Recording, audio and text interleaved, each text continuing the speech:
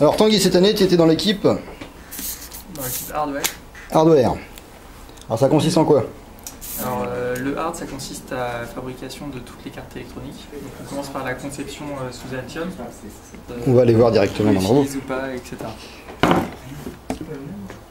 Alors quelles sont les cartes qu'on a dans le robot cette année?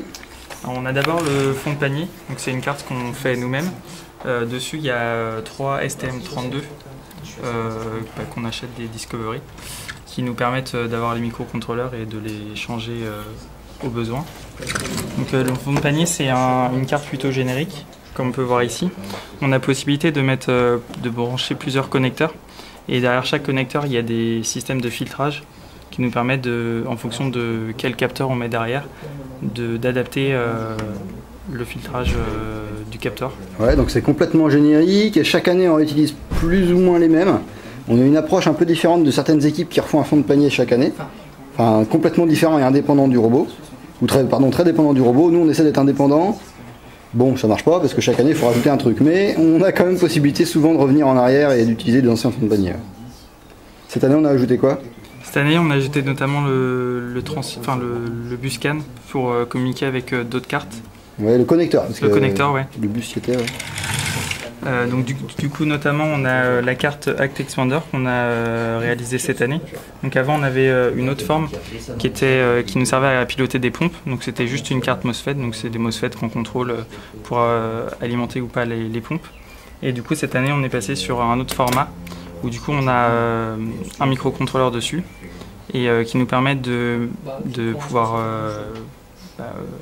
contrôler la pompe, mais aussi pouvoir savoir si elle pompe ou pas grâce à des résistances de mesure de courant. Ouais. Et cette carte-là, oui, nous permet également de contrôler l'électrovanne qu'on met sur, qu'on ajuste avec, qu'on la met derrière la pompe là, on la voit ici là. Les électrovannes qui sont ici, ouais, avec les pompes ici. Bon, elles sont pas extra, mais quand ça marche bien. On va dire ça comme ça. Ouais. Sur les cartes là, donc ça c'est une version petite, on a aussi les versions plus grosses qu'il y a là dans le robot. Donc on a ajouté, cette année on a beaucoup utilisé des capteurs VL53 de chez ST qui nous permettent c'est des petits capteurs laser comme celui-là, qui nous permettent de mesurer des distances assez proches, mais de manière assez correcte, et de pouvoir se caler, notamment cette année, ça nous servait à nous caler sur les distributeurs de balles, pour être sûr de la distance et bien prendre les balles. Ton retour d'expérience sur ces capteurs?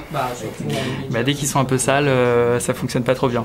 Ouais, et puis on a cru un peu trop à tort que le focus était assez restreint. En fait, il y a quand même un angle assez important sur le cône. Hein. Donc, pour mesurer une surface assez plate, ça va. Si on veut vraiment voir quelque chose de fin, c'est un peu galère, quoi. C'est un peu comme un ultrason, en fait. Il y a le même problème. C'est une diode laser, c'est pas un laser. Alors, comment est-ce qu'on alimente le robot? On alimente le robot avec une batterie 24 volts, donc c'est une lithium-ion 6 cellules. Du coup, ça va d'abord sur l'IHM, qui fabrique le 5 volts et qui distribue le 24 volts à tout le robot. Donc le 24 volts est distribué au fond de panier, ainsi que le 5 volts, qui après redistribue le 5 volts sur le reste du robot. Et l'IHM se charge de distribuer le 24 volts sur tous les actionneurs, donc notamment la carte de puissance, qui permet d'actionner les roues du robot, ou notamment la carte de puissance qui permet de faire tourner la roue de l'actionneur de balle. On a aussi des tracos en 12 volts, là on la voit pas beaucoup, mais qui permettent, qui reçoivent du 24 volts et qui en sortie fabriquent du 12 volts. Ça nous permet notamment d'alimenter tous les servomoteurs, donc les RX24 et les AX12. On les a là-bas, là, sur le terrain, on en avait sorti 2. Ouais. Ici, voilà. Donc on en a un peu partout dans le robot. Donc c'est des servomoteurs numériques.